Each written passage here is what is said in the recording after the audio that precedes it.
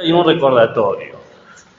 El recordatorio es, este lunes se presenta la tercera y última microsecuencia con su argumento.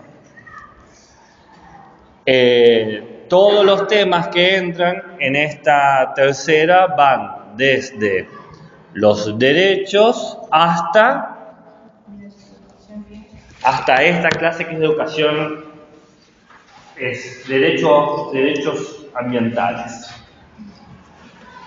Entonces tenemos derechos del niño y niña adolescente, derechos humanos, educación vial y derechos urbanos. No tiene que ser todo, por ejemplo, si eligen vial, no todo vial, sino un contenido, una parte de eso. Eso es para el viernes que viene. Lo bueno el lunes que viene, lo bueno es que es la última microsecuencia, ya van a liberarse de la atadura de hacer esos trabajos tan cortos. Lo malo es que empieza a hacerse el trabajo más largo, pero bueno, no se pueden ganar todas las partidas. Es como mi vida, cada éxito es un empate, ¿viste? Cada vez que gano algo, pierdo algo. Ese es el recordatorio. La pregunta que tengo que hacerles es, dado que la clase pasada se hizo toda virtual, quería saber si les quedó alguna duda sobre educación vial. Si hay una interrogante, si se entendió, si han podido leer el texto, y extiendo la pregunta a ver si han podido leer los demás textos o si ha surgido alguna duda posterior. ¿Qué momento para poder presentar las dudas? ¿O son personas sin dudas que entienden todo? La educación vial, él no leí el texto, pero escuché el video. Eso sí. Y ¿Se entendió la idea de educación vial con valores? Buenísimo. El problema es cuando hacemos la secuencia que empezamos a Bueno, sí, puede ser. Cuando pasar la teoría a la práctica siempre es un desafío. Igual al final de la clase yo les di alguna sugerencia de cómo hacerlo. Y en el texto hay más sugerencias. El texto tiene muchas sugerencias para trabajar. Porque es un texto escrito de educación vial con valores para nivel inicial. La Nación hizo 2 libros, uno para nivel inicial y otro para nivel primario. Y los 2 están pensados en dar la teoría y en dar actividades. Así que tiene muchos ejemplos. Y ahora, ¿hay alguna pregunta que quieran hacer? Que tengan, o arranco con toda la furia con la clase de ahora. La microsecuencia tiene que ser de uno de los temas que ha dado, derechos o educación vial o derechos ambientales. Claro, vimos 4 temas: sí. Derechos humanos, derechos del niño y niña adolescente, educación vial con valores, y ahora vamos a ver el cuarto, que va a ser sobre derechos ambientales. La microsecuencia y el argumento tiene que ser de alguno de estos temas, pero no tiene que ser el tema en general, tiene que ser alguno de los contenidos de estos temas. Por decir un caso, damos educación vial, no puedes hacer una actividad de 15 minutos de toda educación vial, pero quizás puedas hacer una actividad sobre señales de tránsito, por ejemplo. ¿Bien? O no puedes hacer de todos los derechos, quizás de un derecho. ¿Bien? Eso es. Es el mismo criterio que ha operado en las otras microsecuencias. Cuando para el trabajo regulador van a poder hacer montones de cosas, van a tener como 1 hora y 20 para hacer todo lo que gusten, deseen y aspiren, lo cual eso tiene sus elementos positivos y sus elementos negativos. Bueno, vamos a hablar hoy de la ley, de lo que nos ha establecido la ley 27.621 del 2021. Esta ley es la ley hermana u homóloga de la ley 26.000 206. ¿Cuál sería la 206? ley de educación. Exactamente. La ley de educación, no, la 26 o la 150 la de educación nacional. ¿La 150 es la de ESI o la 206 es la de ESI? No, la otra, 106 es la educación. Entonces la 150, entonces no la homóloga de 206, la homóloga de la 26.150. La ley de educación sexual integral tiene una ley hermana que salió el 2021 que es la ley de educación ambiental integral, ¿no? La EAI, si tenemos la ESI, está la EAI, Educación Ambiental Integral. ¿Qué establece esta ley? Que es nuevita, pero es ley educativa y estamos obligados a enseñar lo que dice la ley. No podemos enseñar algo contrario a la ley. Esta ley dice que la educación ambiental tiene que integrarse o incorporarse de manera transversal e integral a todos los ámbitos formativos de Argentina. ¿Cuál es la meta de esta ley?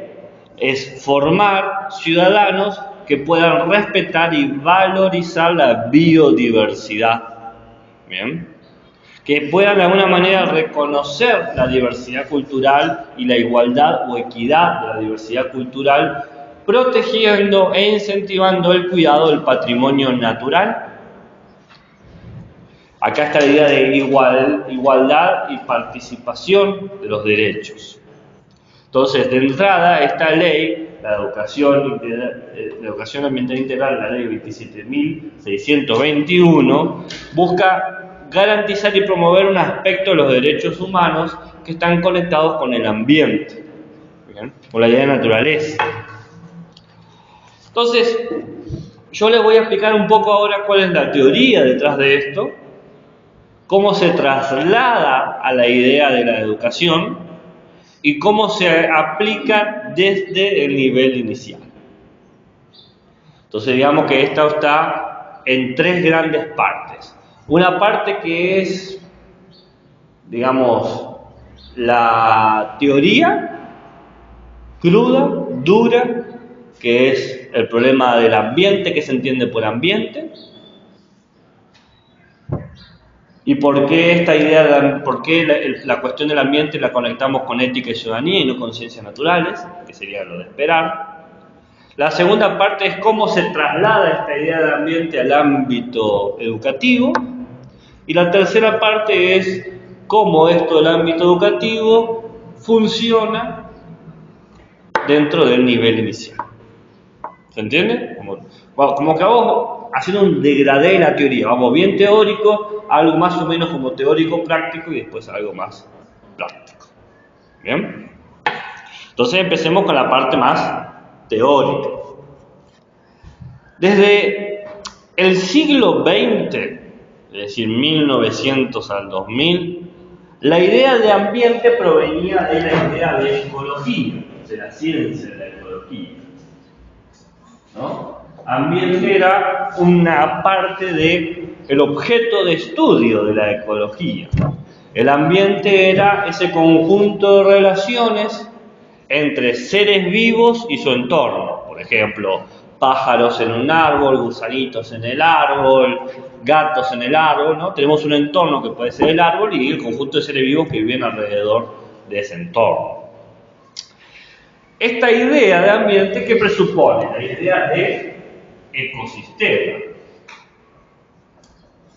Esta idea seguramente la han escuchado alguna vez, ¿no?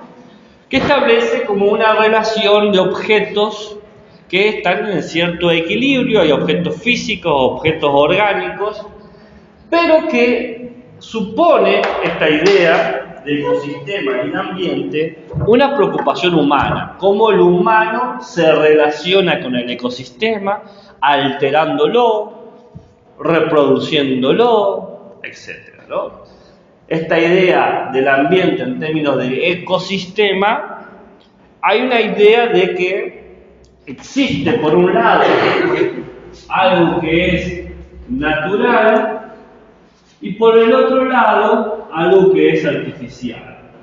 Y el humano intercede como parte de lo artificial, o la sociedad, si me quieren decir el humano, sobre esto natural, modificando el ecosistema, alterándolo. Por ejemplo, talando un bosque. Por ejemplo, contaminando un mar, ¿no? Esa es la idea, pero esta es una idea del siglo XX, del 1900 al 2000, es una idea vieja, que al día de hoy sigue subsistiendo en la interpretación de muchos, pero que tenemos que cambiar, porque ya no existe más, ya es una idea inoperante.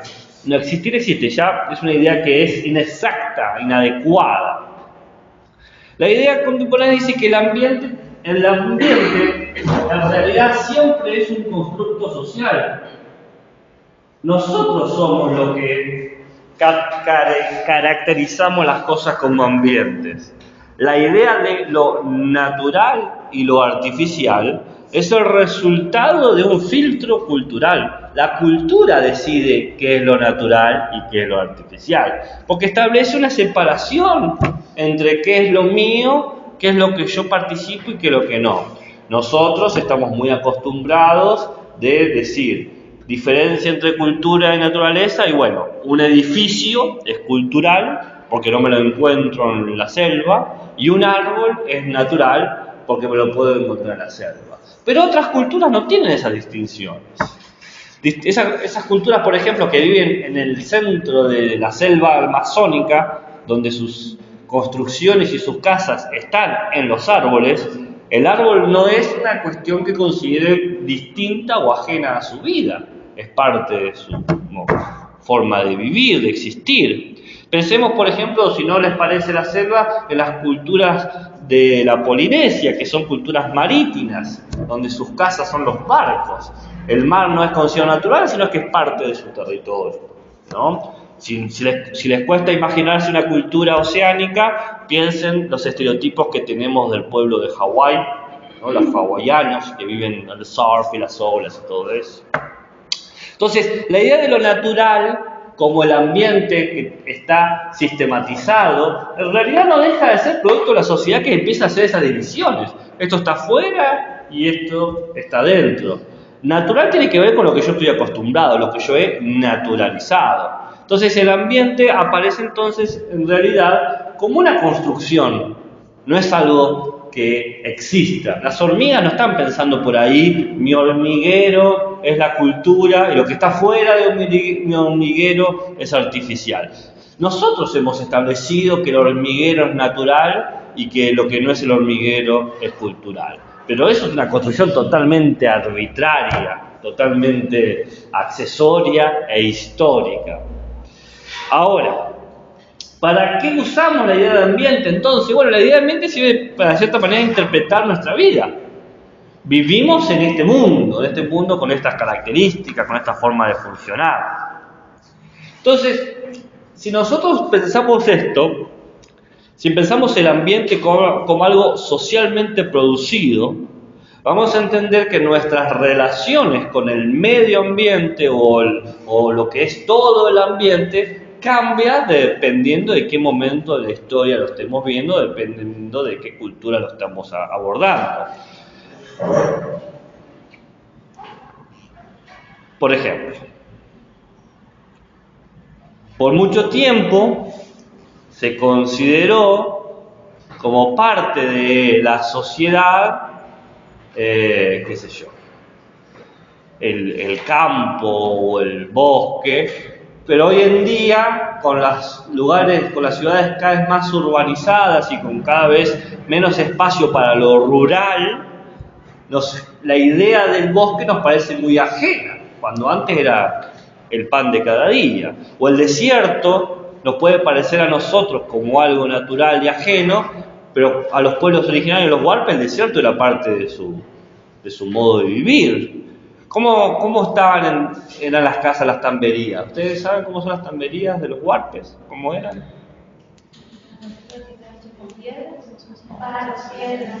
Sí, pero ¿dónde estaban? ¿Dónde estaban? ¿Dónde estaban las tamberías? En el cielo, en el mar de San Juan. El cerro, bueno. Las tamberías están enterradas.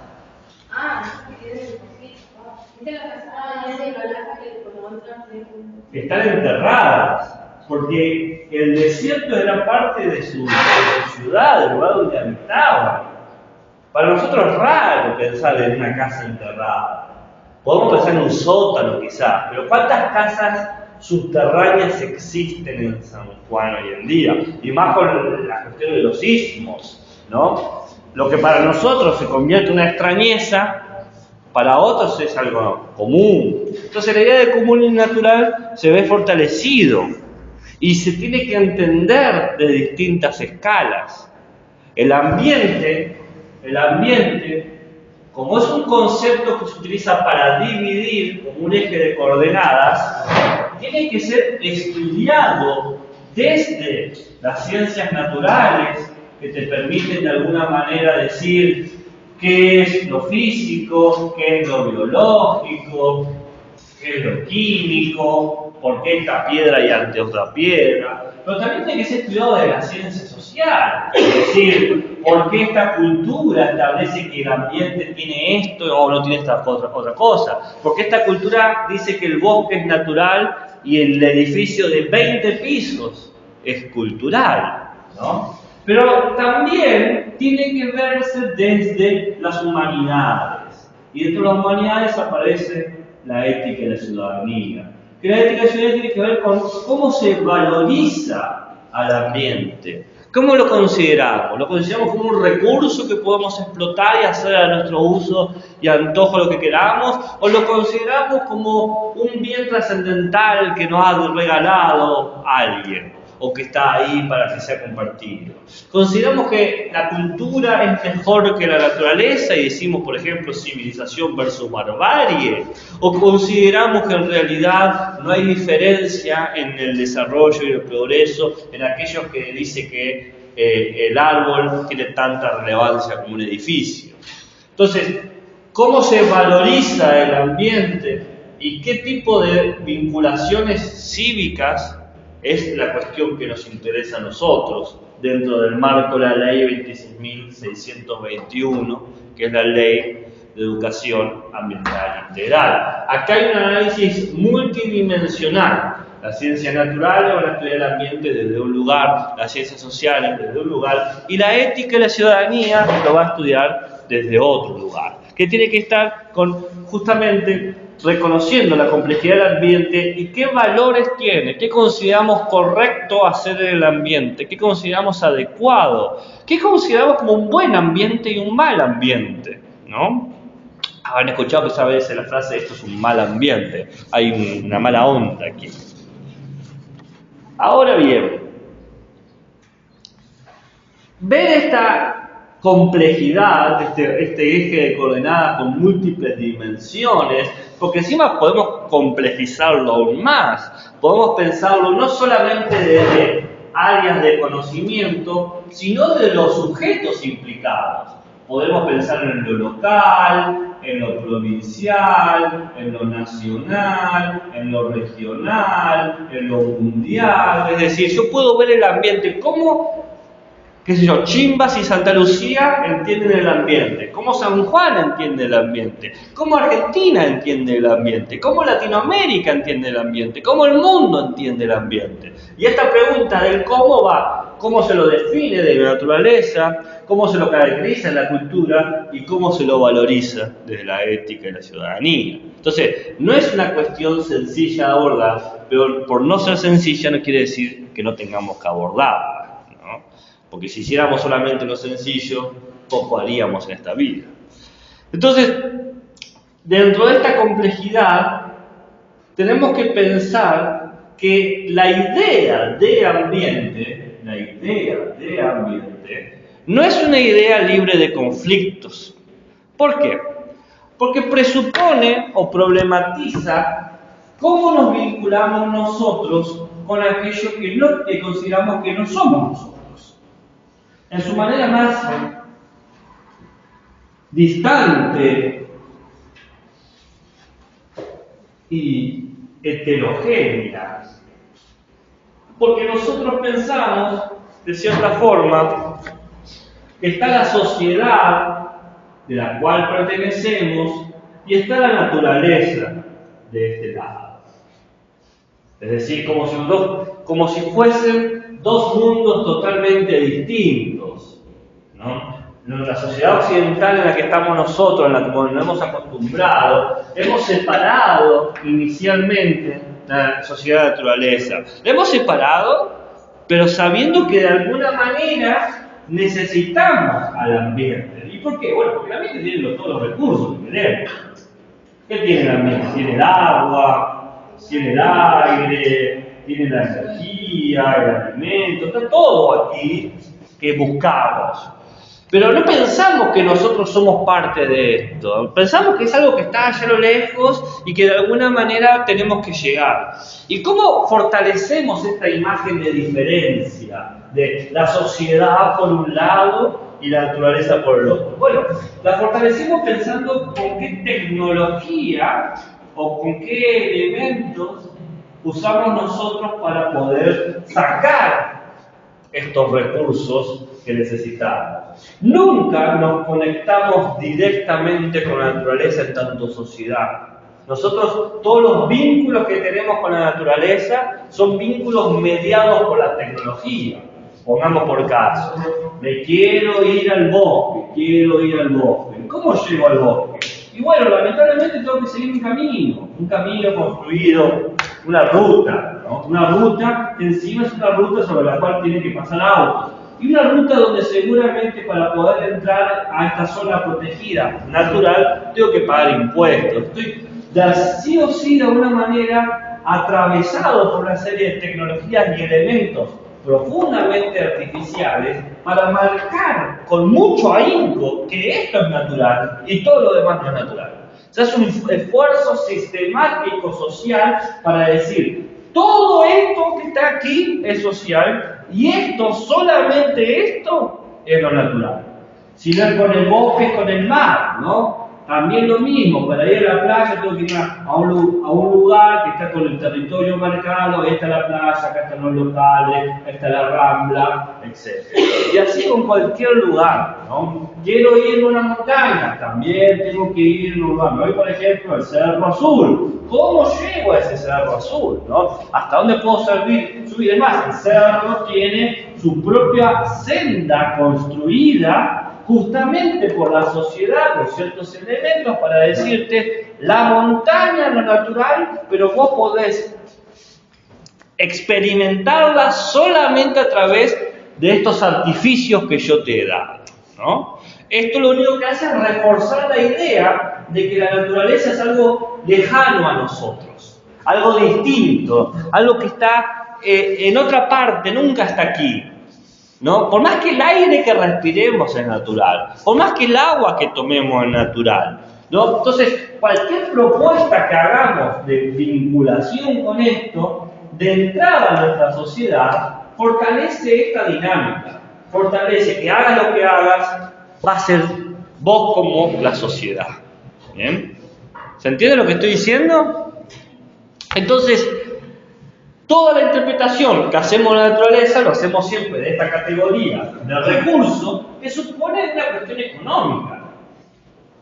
¿Cómo valoramos? Piensen ustedes por un momento cómo valoran la naturaleza y piensen si esa valorización no está atravesada por una idea de recurso.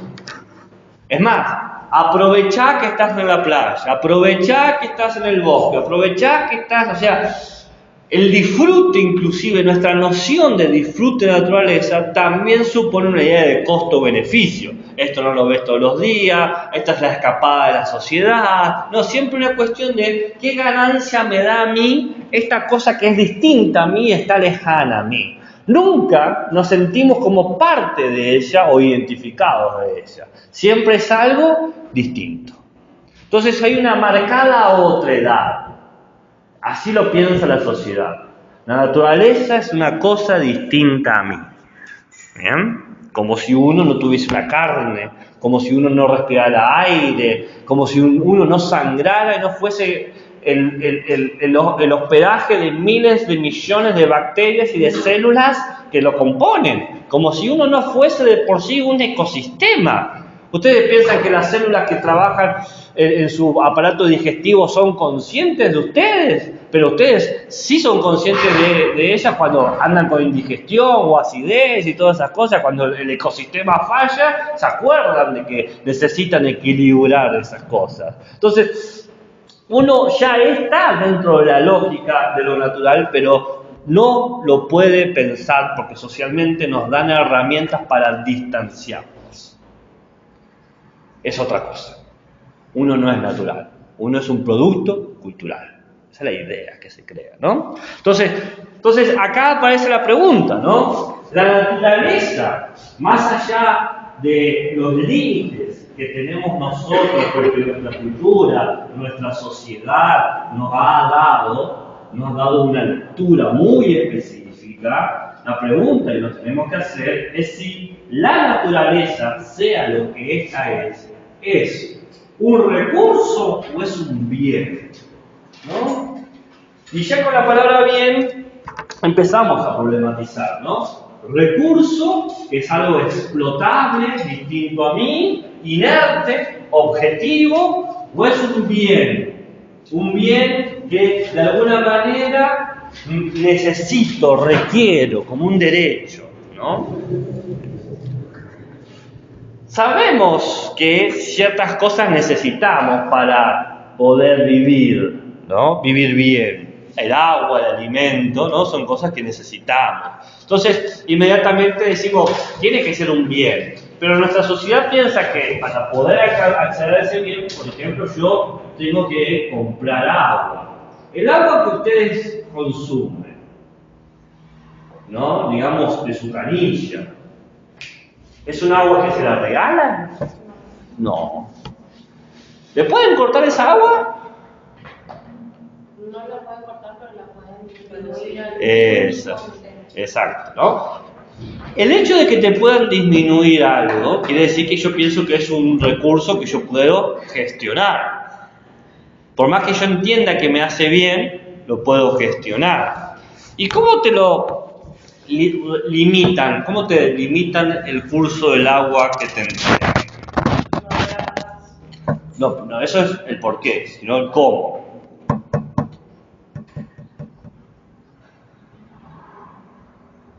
Y a través de tecnología, tienen máquinas que establecen cuánto flujo de agua te puede llegar. Es muy sencillo. Hay una máquina, X, no sé cuál, pero hay una tecnología que dice cuánta agua puede llegar o no puede llegar. Es muy sencillo.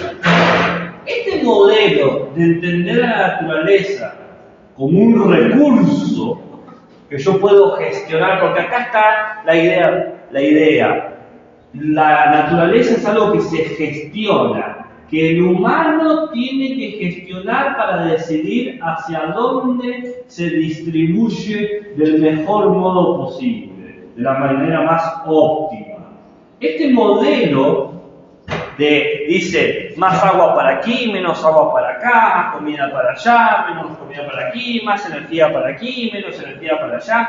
Este modelo que busca gestionar lo natural presupone que lo natural es algo distinto que yo puedo gestionar. Lo natural es como este marcador. Lo puedo dejar acá, en la punta de la mesa, porque me resulta cómodo, pero me resulta incómodo cuando veo el pizarrón. Así que gestiono el marcador y lo muevo aquí a esta otra parte. Pero ¿qué pasaba si alguien necesitaba el marcador de este lado, del lado derecho de la mesa? Y bueno, como yo lo gestiono, yo decido quién tiene mayor prioridad. No me importa tu necesidad o si siquiera podés comunicarme tu necesidad. Por ejemplo, si yo tengo un curso de un río, un poderoso río que alimenta todo un valle y que da toda una serie de especies y de especies humanas y no humanas que dependen de ese río, y yo decido que la fuerza de este río va a ser ahora gestionada, por ejemplo, por una represa, cortando todo el flujo del río y por lo tanto quitándole la subsistencia a todo lo que viene en este valle, estoy tomando una decisión donde mediante la gestión y mi criterio de lo mejor, de lo óptimo, que son criterios morales, yo digo que esto es mejor. ¿Mejor para quién? Y para nosotros, ¿no? Para los míos, para mi grupo. Eso es un criterio moral, un valor moral. Es lo más... ¿Recuerda cuando vimos los valores morales que dije lo eficiente y lo óptimo son valores que se han establecido como morales, que surgieron de la economía, pero que se han puesto para juzgar ahora a lo otro? Bueno, justamente, de repente digo que esta población necesita la fuerza del río con más urgencia, con más relevancia, con más importancia que toda esta región, ¿no? Por ejemplo, digamos que esta región es una región donde necesita agua no para comer, sino para trabajar. Por ejemplo, para purificar la tierra o minerales que se extraen. Extraemos muchos minerales y necesitamos agua para poder lavarlos y encontrar los recursos que estamos buscando. Pero voy a decir, pero acá hay que necesita agua para tomar. Bueno, no importa. En términos de gestión, es más óptimo que todo esté aquí, ¿no? Este modelo que entiende la naturaleza como un recurso que equivale a ganancia, se lo conoce como extractivismo. Extractivismo, que es extraer, busca extraer las cosas, sacar lo que tiene. ¿Han escuchado esta palabra alguna vez? El extractivismo, ¿no?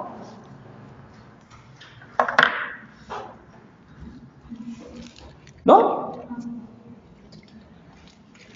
La palabra extraer la conocen. Extraer es sacar algo. Este modelo que saca y no repone, se lo conoce como extractivismo. Sería extractivismo ambiental, porque podemos hacer otro tipo de extractivismo. No vamos a trabajar aquí los otros tipos de extractivismo, pero les doy un ejemplo, nomás para que quede. Podemos hacer un extractivismo cognitivo, sacarle el conocimiento a alguien y decir que es mío. Por ejemplo, ¿hace cuánto los humanos nacen como producto de la gestación de las personas con útero? ¿Hace cuánto las personas nacen como producto de la gestación de personas con útero? La respuesta es muy sencilla. Desde siempre. Muy bien. Desde que existen los humanos, así nos reproducimos. Perfecto. ¿Y quiénes gestionaban o asistían el trabajo de parto? ¿Quiénes eran? O asistían, ayudaban. Muy bien, la partera, que también tiene otro nombre, pero está muy bien. No, que el nombre, estoy yendo muy atrás. No, la enfermera es un concepto del 1800, más atrás estoy diciendo. Partera está bien, pero también se le dice, ¿cómo se le dice? Comadrona también se les dice, ¿no? Comadrona. ¿Y qué característica tenía esta persona, que era la que asistía? ¿Por qué podía hacerlo esta persona? Tenía conocimiento, claro. Tenía conocimiento, ¿y qué más? ¿Cuál es la característica principal? Que era mujer, muy bien, y había algo más. Y que era madre, perfecto. Que había tenido hijos, entonces sabía cómo era y asistió a muchos partos y eso le generó un conocimiento de qué hacer y qué no hacer, cómo ayudar y cómo no ayudar. ¿Bien? Y eso por unos fácil 22.000 años. 22.000 años, las mujeres eran las comadronas, los hombres no tenían lugar, no podían, porque nunca habían experimentado el parto, nunca habían asistido a esa cosa, lo único que podían hacer era mirar y nada más. ¿Pero qué pasó? Se inventa el hospital se crea, el concepto de hospital como lo conocemos en 1800, que era un concepto de la universidad. ¿Y en las universidades podían ir a las mujeres? ¿En 1800? No, claramente no. La mujer no tenía la capacidad de estudiar. No tenían el permiso porque había un sesgo, un prejuicio. Entonces, ¿qué se hizo? Porque si se creó el hospital, se crea la figura del médico. Y si se crea la figura del médico, parte del trabajo del médico, ¿cuál iba a ser? Asistir a los partos. ¿Y cómo iba a asistir partos si nunca había producido ese conocimiento? ¿Ustedes saben cómo se logró ese conocimiento a estos hombres que nunca habían asistido a partos? Se le pidieron a las comadronas que explicaran Se escribieron manuales y después las expulsaron y empezaron a dirigir los hombres la obstetricia, y ahí nace la obstetricia. Entonces, eso se llama extractivismo cognitivo. Todo el conocimiento creado por siglos y siglos de mujeres fue entregado con amabilidad, por decir, no, vamos a hacer un bien, porque se les hizo con la promesa de que iban a ser parte de la institución, y luego le dijeron, besito, te veo en Disney. ¿Se entiende? Eso es extractivismo cognitivo. Hay muchos tipos de extractivismo. Siempre es sacar y no reponer. El extractivismo ambiental funciona de otra manera. Se le saca a lo que se considera natural, lo que sea, y no se lo devuelve. Se lo explota, se abusa, es violento. ¿Por qué yo digo lo natural? Porque yo, por ejemplo, puedo estar considerando que ciertas personas son objetos naturales y puedo crear la esclavitud. Entonces yo puedo agarrar a todas estas personas y usarlas como objetos, como animales de carga. ¿Se entiende? Entonces, lo natural considerado como elemento para explotar de forma violenta. No me importa si te gusta o no te gusta, pero eso supone un juicio moral de qué está bien hacer y qué no está bien hacer. ¿Qué puedo hacer en la naturaleza y qué no? ¿Qué es correcto y esperable? ¿Se entiende? La contraposición de este concepto, el antónimo, ¿no? La contracara, es la idea de bien, pero no cualquier bien, y bien intangible. ¿Alguien sabe lo que significa intangible? No se puede tocar.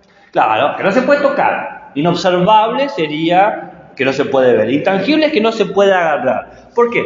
Porque la naturaleza es tan grande que no puedo agarrar y decir, he aquí la naturaleza. Es imposible. No existe eso, es un pensamiento tonto, ¿no? La naturaleza es algo intangible, que no se puede agarrar, pero se puede dimensionar, se puede comprender. Se puede comprender que la naturaleza es parte de todos nosotros, que uno es parte de eso, ¿no?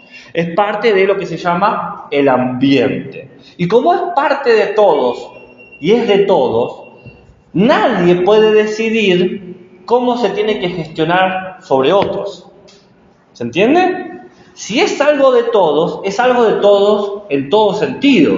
No es que, digamos que todos somos 10. 1, 2, 3, 4, 5, 6, 7, 8, 9, 10. Digamos que la naturaleza es de todos.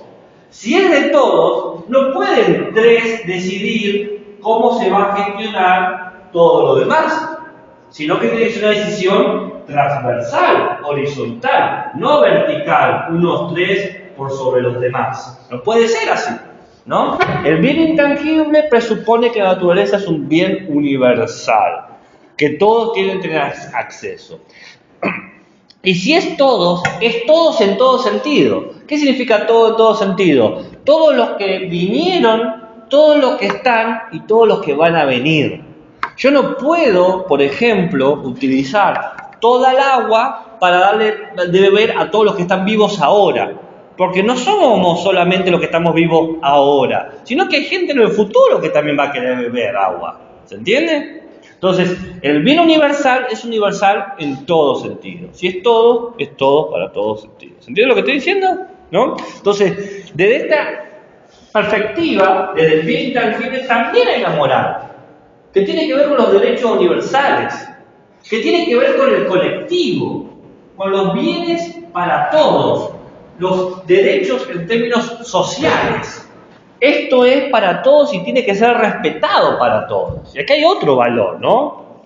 Hay la idea de que tiene que operar una ética socioambiental, ¿no? De cómo tiene que ser gestionado y pensado los recursos. Cómo tenemos que administrarlos para que puedan todos ser beneficiarios de ellos, porque es un bien para todos. Entonces eso supone de por sí romper la lógica de quién puede decidir quién tiene agua y no. ¿Por qué una entidad, en este caso sería OCE, puede elegir que yo tenga que tomar menos agua que otros? ¿Cómo toma esa autoridad? ¿Por qué una entidad, como en este caso Energy, en San Juan, que es la nueva, ¿cómo se llama? La nueva empresa que gestiona la electricidad, la energía, puede decidir cortarme la luz a mí? ¿De dónde sale esa autoridad? ¿Se entiende lo que estoy diciendo? ¿Se comprende el conflicto que hay? ¿Cómo puede ser algo? Es como si tuviésemos una torta para todos y yo decido quedarme con la torta y les digo a los que me paguen que les doy tanto o cuánto de la torta. Pero vos decís, pero esa torta es de todo. Sí, es de todo, pero la gestiono yo. Pero te estás quedando con la parte con más dulce de leche. ¿Y qué hacemos nosotros? Y bueno, acá tenés una servilleta, podés olerla si querés dulce de leche, ¿no? Entonces, hay un problema acá, que es que la sociedad, al generar la división naturaleza, cultura, refuerza la idea de extractivismo de gestión. Y nosotros tenemos que pensar cómo pasar de esto, a la naturaleza como un bien intangible, como un derecho universal, como una ocupación colectiva, como un deber ético, socioambiental, de todos y para todos, para los que estuvieron, para los que están y los que estarán. Entonces acá se genera la diferencia entre lo sostenible y lo sustentable. Lo sostenible versus lo sustentable. Lo sostenible va de la mano con esta vieja idea de la ecología, del ambiente, que habla como un intento de responder dentro de la lógica extractivista. Dentro de la lógica extractivista sale esto, pero esto trata de eliminar el extractivismo. ¿Se entiende? Está dentro de la idea extractivista, pero trata de eliminarla. Por lo tanto va a fracasar. Es como la persona que dice, ella no me gorrea, me prometió cambiar. Pero seguir estando con la misma pareja. Bueno, es el mismo problema. Es la idea de querer cambiar algo sin cambiar verdaderamente las cosas. ¿Se comprende? Entonces, ¿lo sostenible qué supone? Lo sostenible supone que la sociedad es distinta a la naturaleza. Fíjense cómo mantiene la idea extractivista de que esto y que la naturaleza tiene un equilibrio y que todo lo que uno hace lo puede hacer siempre y cuando se sostenga el equilibrio. Si talas un árbol, tenés que plantar 7 árboles para mantener el equilibrio, ¿no? Es la idea del equilibrio, del orden. Esto siempre presupone que la naturaleza está lejos de mí. Yo cada vez que saco algo, saqué una manzana, saco una manzana, planto manzana. Así, como un intercambio constante. La lógica del intercambio es la lógica económica de la gestión. Es la misma lógica de que si vos me das plata te doy tanta agua. Es la misma lógica. Si vos me das esto, yo te doy esto. Acá la sociedad está negociando con la naturaleza.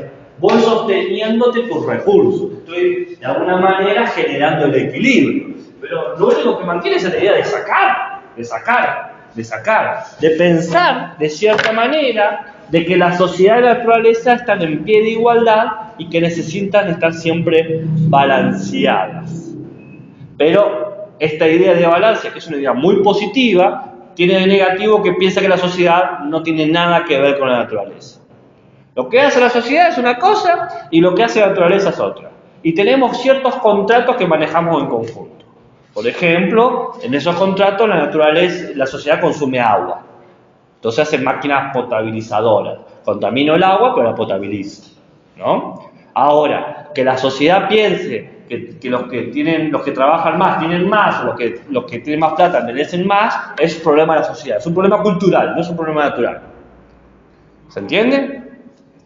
Por ejemplo, que yo piense que si yo tengo mucha plata y decido, digamos que aquí hay un lago y yo tengo mucha plata, la sociedad culturalmente me dice que si yo tengo plata me puedo comprar la tierra esta. Si tengo plata me puedo comprar la tierra esta. Si tengo plata me puedo comprar la tierra esta. Si tengo plata me puedo comprar la tierra esta. Y así me puedo comprar todas las tierras que están alrededor del lago. Claro, las leyes me impiden comprarme el lago, pero yo soy dueño de todo lo que está alrededor del lago. Entonces, ¿cómo llegas al lago? Con el helicóptero, porque de otra forma no podés llegar. Porque el agua es de todos, eso es un derecho universal. Nadie te puede cortar el agua. Pero si yo tengo un enrejado, y tengo perro, y tengo alambre, no estoy para nadie, pido disculpas, y si yo tengo alambre de púas, yo te digo, vos al lago podés ir, pero no podés pasar por mis tierras. Nadie te puede impedir acceder al lago, o al río, o a lo que sea, o al bosque. Pero si yo soy dueño de todo lo que está alrededor, ¿y cómo hacer? No hay forma. Entonces, es tonto decir que las decisiones sociales de nuestra cultura, que dice que yo me puedo comprar esto porque las leyes me lo permiten, no afectan a la naturaleza. ¿Se entiende lo que estoy diciendo? ¿Se comprende? Entonces, lo que busca la idea de lo sostenible es mantener el equilibrio, pero no piensa las consecuencias de la estructura de la cultura. Y no piensa que la sociedad sigue creciendo. La idea es que la naturaleza se autorregula, como que por arte de magia, la naturaleza se dio cuenta que nosotros no hemos cuadriplicado de la población, entonces la naturaleza va a ser más árboles, más chancho, más vacas, más pasto, pero la naturaleza no es así, no es que dice, ustedes me están pidiendo más y como es un buen negocio para mí, voy a hacer más cosas. La naturaleza no reflexiona ese tipo de... La naturaleza es lo que es y punto, ni más ni menos. Pero la idea de lo sostenible no puede comprender esto. ¿Entiende lo que estoy diciendo? Presupone que hay un equilibrio. ¿Se entiende lo que estoy diciendo? En contraposición aparece la idea de lo sustentable, que incorpora que el mundo tiene un periodo de refracción, de desgaste, y que hay que esperar para poder pedirle más cosas al mundo. Es como una persona que trabaja 20 horas todos los días. Si no para en un momento, se va a enfermar y se va a morir. Es como básico. Es decir, no podés estar con ese ritmo, no podés seguir trabajando así, ¿no? Entonces, la gente dice, bueno, pero si yo le pago al chabón que trabaje 12 horas, está trabajando porque le estoy pagando. Sí, pero se va a enfermar. No, yo le pago, yo le estoy pagando para acá. Lo que haga de su tiempo libre, si está enfermo en la cama, es problema suyo. La naturaleza no tiene una alternativa, no tiene una cama, un momento, y tampoco puede renunciar a nuestro contrato social. Entonces, lo sustentable empieza a considerar que hay que entender que todo lo que es el planeta necesita un periodo de recuperación. Y más lo necesita si pensamos heredar el mundo a los que vienen. Porque acabamos de decir, la naturaleza es un derecho para todos. Por lo tanto, yo no puedo heredar algo que está a cuenta, una deuda. El mundo genera una cantidad de agua pura y de aire limitada, que por ahora está en continuo desgaste. En octubre no hemos consumido todo el oxígeno que producía el mundo. Es decir, que estamos viviendo a cuenta del 2025. Por ahora el planeta se la está bancando, pero un momento donde no va a quedar más oxígeno. Es como una tarjeta de crédito, te permiten vivir a deuda hasta que la deuda es muy grande. ¿Y qué hace el banco cuando la deuda es muy grande? ¿Qué hace? ¿Te corta o te embarga? Te quita todo. Y que la naturaleza nos quite todo, ¿qué sería para nosotros? ¿Cómo lo llamaríamos eso? Que la naturaleza le quite todo a una especie. Extinción. La extinción, te morís, se acabó. No tenés agua para tomar, no tenés aire para respirar, te moriste. Si al día de hoy, durante los últimos 4 años, cada vez que llegamos a octubre, septiembre, estamos viviendo a cuenta del otro año, estamos pateando deudas. ¿Se entiende lo que estoy diciendo? Entonces, esto genera verdaderos problemas éticos. ¿Qué voy a hacer? ¿Qué es lo que voy a hacer? Bueno, quiero explicarles un poquito en qué consiste esta metáfora de la deuda. Y seguramente para poder explicarles tengo que comentarles algo. ¿Saben lo que es el cambio climático? ¿Qué es el cambio climático? ¿Qué? No lo sé exactamente, pero... Bueno, no importa lo que saben, tampoco, no es una evaluación, estamos rastreando saberes. ¿Vieron cuando ustedes hacen los estudiantes rastreo de saberes? Acá también hacemos lo mismo, vemos qué se sabe y vemos. Ahí dice, cambio climático. ¿Qué significa la palabra cambio? La modificación. ¿Y climático de qué viene? Del clima. Entonces, cambio climático, ¿qué va a significar? Muy bien, el clima cambia, porque lo que todos los septiembre hacía calor, ahora todos los septiembre hace un frío. Eso es un cambio climático, por ejemplo. Ahora, la pregunta que hay que hacerse: ¿el cambio climático es producido por el humano o es parte de los procesos naturales? ¿Cómo? Ahora, ¿y para los demás? Para los demás, ¿es parte del humano o de los procesos naturales? Ahora, nadie. Incluye las decisiones del hombre en los cambios climáticos, en las malas decisiones. En los procesos naturales que generan el cambio climático, sería. Claro, porque. Bueno, quiero comentarles que han existido muchos cambios climáticos sin que el humano sea partícipe de ello. Por ejemplo, hace 3.800 millones de años, la Tierra estaba en menos 41 grados. No había ni siquiera vida ahí. ¿Por qué no había? Bueno, porque no había atmósfera. Y sin atmósfera los rayos del sol pegaban con todo y se generaba una situación de congelamiento. A partir del... Esto fue al 3.800 millones de años en el pasado. Hace 2.700 millones en el planeta pasó algo que es loquísimo, no se sabe cómo, pero aparecieron las cianobacterias, las primeras formas de vida. ¿Qué hacían estas formas de vida? Hacían algo maravilloso: fotosíntesis. Una locura, ¿no? Hacían fotosíntesis. Y liberaban oxígeno del océano. Y empezó a generarse una capa de ozono, una capa atmosférica, no ozono porque estoy diciendo oxígeno. Y esa capa empezó a cambiar y a regular la temperatura. Es otro movimiento natural. No, lo humano ni en figurita estábamos. Hace 65 millones de años, la capa se había generado de tal manera que casi todo el mundo era un ambiente tropical. Tal es así que dio lugar a que aparecieran los grandes sauros, los grandes animales. Era tan tropical que los animales podían ser enormes. Pero, ¿qué pasó? Hace 55 millones de años, quizás por erupciones volcánicas, la temperatura bajó 6 grados y empezó a generar extinciones masivas. Tanta poca luz eliminó el ambiente tropical y los animales que necesitaban grandes alimentos empezaron a extinguirse.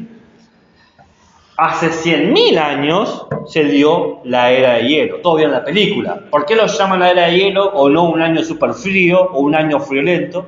¿Por qué? Porque hay mucho hielo, ¿no? Entonces, la era de hielo sucede también ahí. ¿Por qué pasó en ese momento? La Tierra cambió la manera en cómo rotaba.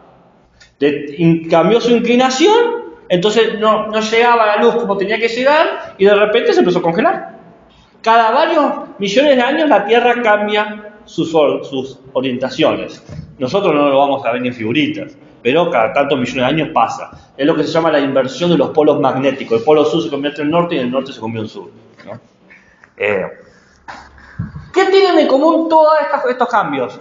Fueron hechos sin el humano. El humano estaba en lo más mínimo, nunca estuvo. Fueron problemas de radiación solar, movimiento de las placas tectónicas, la inversión de los polos magnéticos, la deriva continental, cómo se iban moviendo los continentes, impacto de meteoritos, ¿no? Todos conocemos la teoría de que cae un meteorito y extingue a una parte de los sauros, ¿no? De los grandes animales. Entonces, todo eso no tiene nada que ver con lo humano, es parte del movimiento de nuestro sistema solar, de la galaxia y de la Tierra. Pero el cambio climático que vivimos actualmente no es producto de ninguna de estas cosas que he mencionado. Es producto de la actuación del humano. Porque tras la primera revolución industrial y tras la segunda revolución industrial, el humano empezó a generar lo que se llaman gases de efecto invernadero. ¿Conocen el efecto invernadero, no? ¿No? Pueden decir que no hay problema. El efecto invernadero, ¿conocen qué es un invernadero? ¿Para qué sirve? ¿Para qué sirve un invernadero? Para proteger las plantas. Muy bien. ¿Qué genera un invernadero? Un ambiente específico para eso. Entonces imaginemos el Sol y la Tierra, ¿no? Esto que ven acá es la atmósfera de la Tierra. Desde 1800 en adelante, 1850 si quieren ser más exactos, se empezó a emitir grandes cantidades de, por ejemplo, dióxido de carbono quemando el carbono, que fue como la primera parte de la gran revolución industrial. Pero también se generó mucho vapor y eso genera otro tipo de gases, no muchos gases distintos. ¿Qué pasa con los gases? Los gases empiezan a ir a donde más gas hay, que es la atmósfera, ¿no? La atmósfera tiene una función muy importante para nosotros. Cuando el Sol emite sus rayos, la radiación, ¿qué hacen? Los rayos vienen desde muy lejos, pasan por la atmósfera está, no voy a decir diseñada porque supone un dios detrás, pero está estructurada de tal manera que permite pasar los rayos, reboten una o dos veces y salgan. Con estos rebotes la temperatura sube, ¿no? Y eso le da la temperatura que tenemos nosotros en la Tierra, ¿ok? Pero con tantos gases la atmósfera se hizo cada vez más gruesa. ¿Qué pasaba? La atmósfera permite que los rayos entren, pero por ser tan gruesa impide que salgan. Entonces rebota mucho más antes de poder salir. Ese rebote aumenta mucho más la temperatura.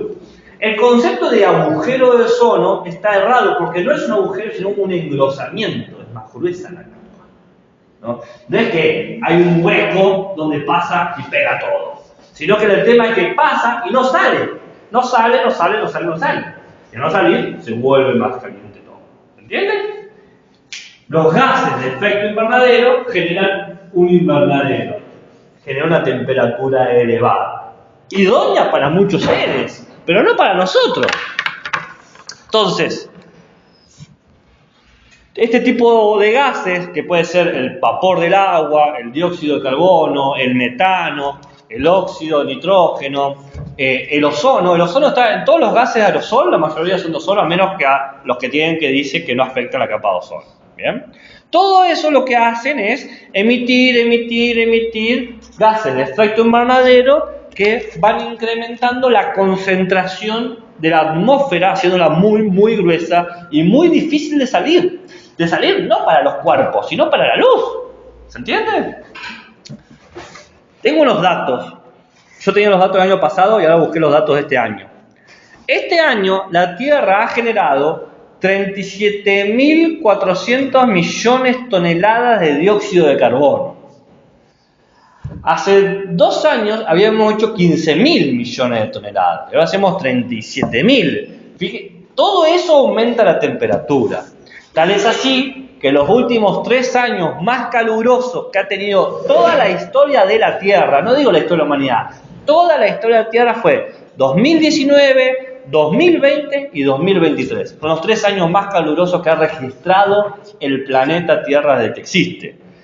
¿Qué tiene de común estos números? Que son después del humano, que son después de nosotros. O sea, no hay tutía ahí, no hay forma de decir, bueno, nosotros no tenemos nada que ver.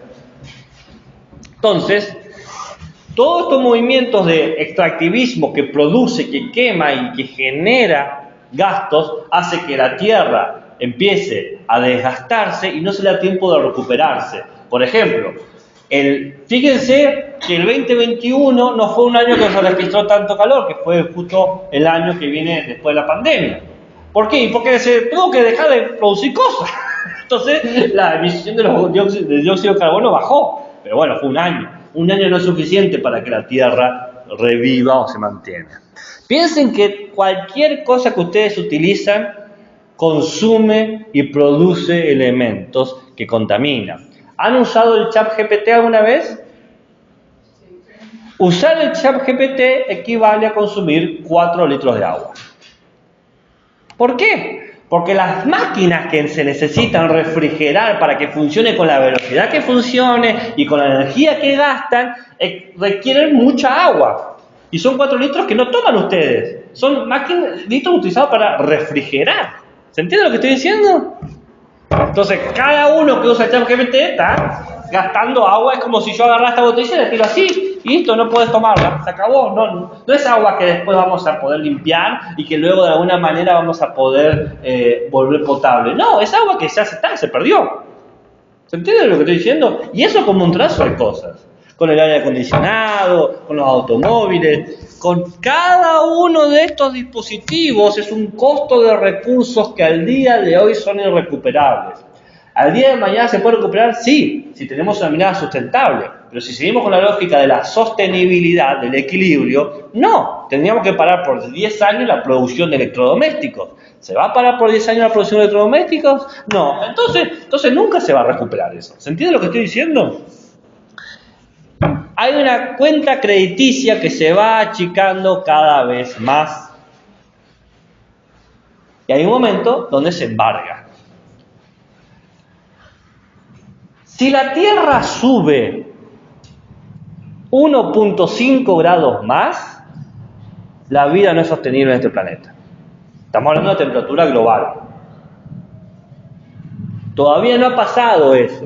Eso es lo bueno. Pero nada muestra que se detenga ese avance. ¿Bien? Recuerden que cuando el planeta Tierra bajó 1 grado, se creó la era de hielo. 1 grado la Tierra bajó y se congeló el 80% del planeta. Imagínense con 1.5 más. Y quizás se prenda fuego, porque no hay otra forma de explicar por qué pasaría lo que pasaría. ¿Por qué Córdoba se prende como se prende? ¿No? ¿Y por qué tantos lugares dice fuego espontáneo? ¿Y cómo? Y bueno, porque el planeta está caliente y la hojarasca se prende fuego. ¿Cuáles son las consecuencias esperables de todo esto? Bueno, por un lado, los polos empiezan a derretir, ¿no? Que se derrita el polo quiere decir que las reservas de agua potable congeladas desaparecen. Pero no solamente eso, hace que el mar crezca, que es agua salada. Pero si crece el mar, ¿qué pasa? ¿Qué pasa si hay más mar, si hay más playa? ¿Qué pasa? Se come la tierra, literalmente. Las casas que están en la costa desaparecen. El continente se achica. Se calcula que para el 2050, es decir, en 25 años, 75 millones de hogares se van a perder justamente por el crecimiento del mar. Acá en San Juan estamos chochos porque estamos muy lejos, pero Argentina está llena de costa. Olvídense de los hogares, la tierra se va a salar porque el agua del mar es salada. ¿Y qué pasa con la tierra que tiene sal? ¿Se puede cosechar? No, se muere. Entonces, los suelos agrícolas se van a perder y las fuentes potables como las napas se van a contaminar con agua salada. ¿Qué pasa si sigue aumentando la temperatura, sube subiendo los índices de mar? Quiere decir que animales tropicales se van a poder reproducir mucho mejor, porque el ambiente tropical es ideal para eso. ¿Qué animal o qué ser vivo se beneficia de los ambientes tropicales que nos causan mucha molestia en verano? Los mosquitos. ¿Y los mosquitos qué traen? Enfermedades. Entonces, las enfermedades transmitidas por estos vectores tropicales se van a aumentar enormemente. ¿Se entiende lo que estoy diciendo? Se calcula 210 millones de personas con enfermedades tropicales. Y también afectando, porque muchos alimentos como el trigo o la cebada no subsisten en ambientes tropicales. Necesitan lugares más secos. O la papa, pensemos que para lugares fríos. Dejando entonces a 800 millones de personas sin alimento. Y esto es calculado para dentro de 25 años. A su vez hay algo más con la temperatura aumentada. los animales árticos como el oso polar, o los pingüinos, o las morsas se van a extinguir. Y cuando se sacan grandes animales de las cadenas de alimentación, se genera una hecatombe. ¿Se entiende? Entonces, acá aparece la conciencia de que la postura extractivista genera una crisis social. Y si es una crisis social, porque el ambiente está en crisis, la sociedad está en crisis, tenemos que cambiar nuestra mirada del mundo. Y para cambiar nuestra mirada del mundo tenemos que cambiar a aquellos que lo ven al mundo, aquellos que interactúan. Entonces aparece un imperativo, que es tener que formarnos de otra manera. Formar a otros sujetos que entiendan el ambiente desde otro lugar, que puedan relacionarse con el ambiente no como algo que puede ser explotado, sino como un bien intangible, como un derecho humano. Entonces acá se vuelve ante esta alarma y esta crisis ambiental la conciencia de una crisis social y la necesidad de un cambio ético.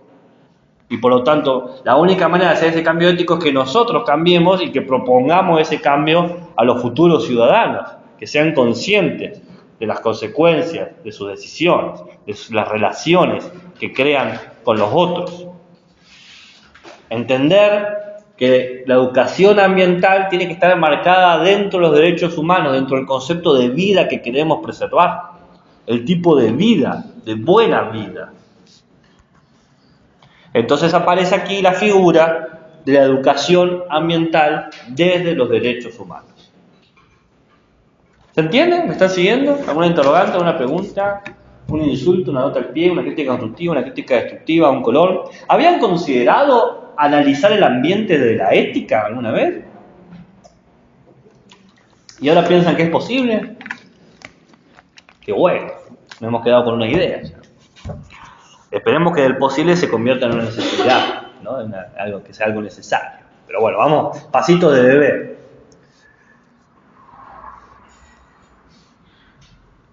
Esto está a las 19:10, ¿no? La estoy viendo en el horario. Entonces,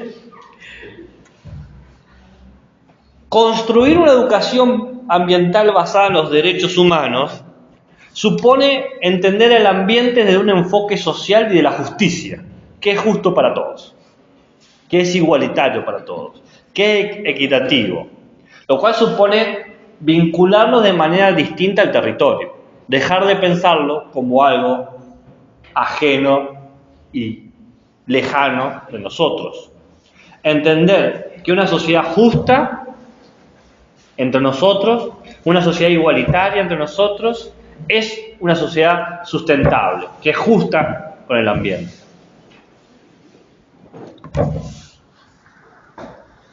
Entonces aquí aparece un concepto nuevo para nosotros, pero muy importante para la ética y ciudadanía vinculada con el ambiente, que es el concepto de justicia ambiental.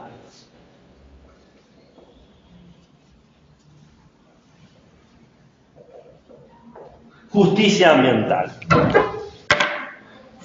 La justicia ambiental dice que el mundo es para todos. Los derechos humanos se sostienen en eso. Entonces tenemos que pensar nuestros costos ecológicos en las relaciones que estamos teniendo con el mundo. ¿Bien? Tenemos que valorizar al ambiente en base a lo que necesitamos, porque siempre vamos a necesitar algo, pero cómo nosotros podemos, de cierta manera, reconocer las formas de vida que están por venir. Philip Kitcher, un filósofo inglés que hace lo que se llama filosofía naturalizada, escribió un libro que se llama La vida es por venir, que no es sobre el aborto, es sobre justamente el medio ambiente, ¿no? Es sobre cómo nosotros dejamos el mundo para los que vienen.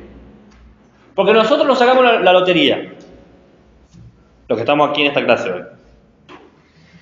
Porque probablemente nos vamos a morir y no vamos a ver eso. Pero los que vienen después de nosotros, nuestros hijos y los hijos de nuestros hijos, no lo tienen tan fácil. Nosotros vamos a llegar a viejos y vamos a empezar a ver el horizonte de los problemas. Pero no lo vamos a sufrir como lo van a sufrir los futuros adultos y nuestros futuros nietos. ¿Se entiende? se calcula que si esto no se revierte de alguna manera, para el 2100 se vuelve todo insostenible. Se quedan como 75 años a favor. Pero hay un punto de no retorno. Y quiero dejar claro algo. El planeta no va a desaparecer. Lo que vamos a desaparecer somos nosotros. El planeta vivió miles de millones de años sin ninguna vida. No necesitó que existieran bacterias o nada. Y ya han pasado 7 extinciones masivas donde se han muerto entre el 80 y el 90% de toda la vida del planeta y la vida ha vuelto a retomar a su lugar. Entonces inclusive la vida va a resistir. Pero el tema no es todo lo demás, es cómo nosotros vamos a vivir en ese mundo. Y no vamos a poder vivir en ese mundo si no nos aliamos, si no somos justos con ese mundo. Dejar de concebir a la naturaleza como un objeto y entenderla como un sujeto de derechos. Empezar a postular que la naturaleza tiene derechos universales y transversales, que es parte de la trama de la vida, que es parte de nosotros y que por lo tanto tiene que ser protegida en toda su amplia biodiversidad. La meta es, si entendemos al ambiente como un sujeto de derechos, podemos proyectar un buen vivir, una manera de vivir adecuada, cómoda y vinculada. Que podamos acceder a los beneficios de la naturaleza, pero que todos puedan acceder a esos beneficios. Porque no estamos diciendo dejar de consumir agua, serían estupideces, porque no podemos vivir sin agua. No estamos diciendo de dejar de alimentarnos, porque sería estupidez, no podemos dejar de alimentarnos. Pero hacerlo de tal manera que deje de ser extractivista, que deje de sacar y que piense en cómo puede garantizar la reposición y, ¿cuál es la palabra que dije hace un rato? Darle tiempo a que vuelva a ganar su propia sustentabilidad, que quitarle la fatiga. Si es un sujeto de derecho, es un sujeto de derecho particular, que son derechos colectivos, derechos para todos. Entonces tenemos que buscar cómo convivir con el ambiente, sabiendo que el ambiente está entre nosotros. Bien, esto sería la parte transferir el problema del ambiente a la educación. Pero ahora hay que preguntarse otra cosa, que era lo que yo había noticiado al principio. ¿Cómo transferir esta educación, que es muy general, a algo más particular, que es el tipo de educación que nos convoca? ¿Cuál es? El nivel inicial. ¿Cómo trasladamos estos conceptos tan complejos? Justicia ambiental, cambio climático, sustentabilidad y sostenibilidad, extractivismo. ¿Cómo transferir esta amalgama tan dura de conceptos al nivel inicial? Porque tenemos la urgencia de hacerlo. No está la opción de se verá más adelante, porque, oh sorpresa, no hay más adelante. Entonces no puedo decir, bueno, cuando sea más grande lo entenderán. Pero quizá cuando sea más grande hayan incorporado toda la idea del extractivismo, toda la idea de explotar y usar violentamente los recursos. Quizás se mantenga la idea de recurso y no de sujeto de derecho. Entonces, si a nosotros hoy nos cuesta poder pensar eso, imaginar cómo puede ser que usar ChatGPT consuma agua. Si nos cuesta poder dimensionar eso, que nos damos la oportunidad de ser críticos, ¿cómo será con los que vienen después? Entonces, hay una urgencia ante esta demanda pedagógica de pensarla de los ciclos más básicos. Entonces, no es alternativa. De ahí viene esta ley, que es la que conocemos la ley 26.621, la ley de educación ambiental integral. Se tiene que enseñar la justicia ambiental en todos los niveles. Nivel inicial, nivel primario y secundario. Por eso empecé con la ley. Porque no es opción. No es opción laboral y no es opción humana. Porque no hay márgenes. ¿Me van siguiendo? ¿Hay alguna duda? ¿Estamos hasta aquí? ¿Se va entendiendo cómo he llegado hasta este punto? Ok. Bueno. En el nivel inicial hay 3 ideas que siempre se enseñan: responsabilidad, respeto y solidaridad. Esto quizás ya lo han escuchado, y no solamente en esta materia, que si bien venimos a esta materia hace rato jodiendo con eso, seguramente en otras materias lo han visto, ¿no? El respeto como algo básico. Responsabilidad, respeto y solidaridad. Quizás le ponen otro nombre como compañerismo, respeto a otro, ayudarse, pero las ideas básicas, que son valores morales y que tienen que ver con la ética, lo han visto desde hace mucho, ¿no? Estamos en tercer año, ¿no? Esto es tercer año, y en tercer año, por lo menos la materia está encuadrada en tercer año, ya han pasado por lo menos entre... ¿Cuántas materias habrán cursado ya? ¿16? No, 22. 22, bueno, más a mi favor. Estoy seguro que, suponiendo que cursada perfecta, que nadie tiene cursada, o muy pocos tienen cursada perfecta, ¿no? Estas ideas se han repetido varias veces de distintos aspectos, distintas dimensiones, distintas materias. Estas ideas ahora las tenemos que volcar y pensar desde el problema de naturaleza y ambiente. Cómo usar la responsabilidad en la naturaleza y el ambiente. Cómo usar el respeto en la naturaleza y el ambiente. Cómo usar la solidaridad en la naturaleza y en el ambiente. ¿Bien? Para eso tenemos que empezar a promover la idea de que el ambiente, cualquiera este sea, no está al servicio del humano. Está al servicio de la vida. El árbol no está para darme sombra a mí. Puede ser que yo lo use para sombra, pero también vive un montonazo de especies ahí. Y que yo tale un árbol, me puedo enojar, me quedé sin sombra, pero también puede afectar a especies completas. Desde los pajaritos que tenían el nido, a las hormigas, a todo lo que puede ser que viva ahí. Las abejas, por ejemplo, que pueden tener su colmena, ¿no? Los gusanos, las arañas, ¿no? Todos vínculos biodiversos que están configurados en un simple árbol. Entonces, si yo promuevo que el ambiente no es para que vos estés cómodo, sino para que todos podamos convivir, ya estoy contribuyendo a este cambio de mentalidad. Ahora, no es suficiente, tenemos que ir más.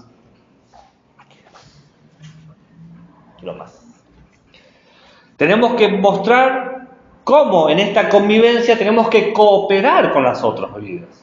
Porque no basta simplemente reconocer que están. A ver, ¿cómo podemos en esta convivencia ayudarnos mutuamente, cooperar, para mantener continuo esta diversidad del ambiente? Y si está dañado, ¿cómo restaurarlo? Y si está carente, ¿cómo asistirlo? Y solamente puedo ayudar, o puedo restaurar, o puedo cooperar si sé reconocerlo. Porque si no lo puedo ver, ¿cómo me doy cuenta de qué forma ayudar? ¿Cuántas veces uno dice, si solamente me hubiese dado cuenta, hubiese hecho otra cosa? Entonces, nosotros tenemos que fomentar formas de relación con el ambiente que permitan reconocerlo. Que reconocerlo como parte de la cooperación de múltiples especies, de la vida. ¿Y cómo podemos hacer eso? Empezando con lo básico. ¿Dónde vivimos? ¿Qué implica vivir? Bueno, vivimos, qué sé yo, en la escuela, en la casa y en el barrio. Y entonces tenemos que hacer hincapié que vivir en una escuela no es solamente vivir entre mis compañeros. Porque esta escuela está rodeada de árboles, o tiene pasto, o tiene agua. ¿Se entiende? ¿Y tu casa dónde está? ¿Tu casa tiene patio o no tiene patio? ¿Tiene calle o no tiene calle? ¿Hay árboles cerca de tu casa? ¿Esos árboles son tuyos? ¿No? Entonces empieza a problematizarse de otra forma. Bien. Ahora vemos desde dónde lo vemos. Tenemos el marco de dónde nos paramos, pero nos faltan los contenidos. Después tu marco, ¿no? ¿Cuál era el marco? Eran los 3 valores que dije hace un rato. Responsabilidad, solidaridad. Respeto, claro. Que después llevamos reconocimiento, la cooperación, saber que nada es para mí, sino que es para todos, ¿no? Pero, ¿qué contenidos? Bueno, creo que eran 4, a ver, 1, 2, 3, 4. 4 contenidos en el nivel inicial. Se los menciono y después los explico. Primer contenido, cuidado del agua. Segundo contenido, se llama calidad del aire. Estos nombres los puse yo, están en la ley y están en el texto. Así que se los estoy diciendo tal cual como aparecen que es el texto hecho en el marco de la ley. Es un texto que hizo el Ministerio de Educación Nacional. Bien. Calidad del aire. El tercero es conservación de la biodiversidad.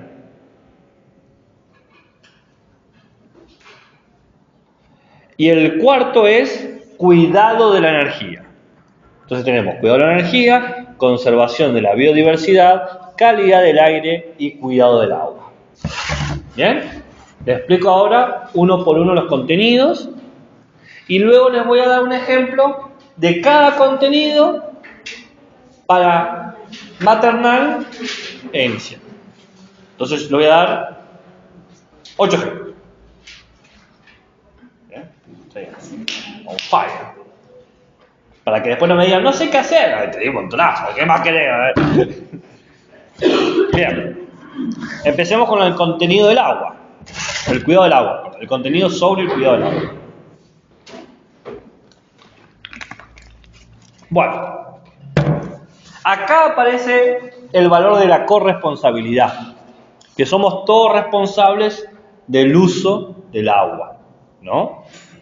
Entendiendo que el uso local repercute a nivel nacional. Todo lo que yo haga con el agua aquí tiene impacto a nivel nacional.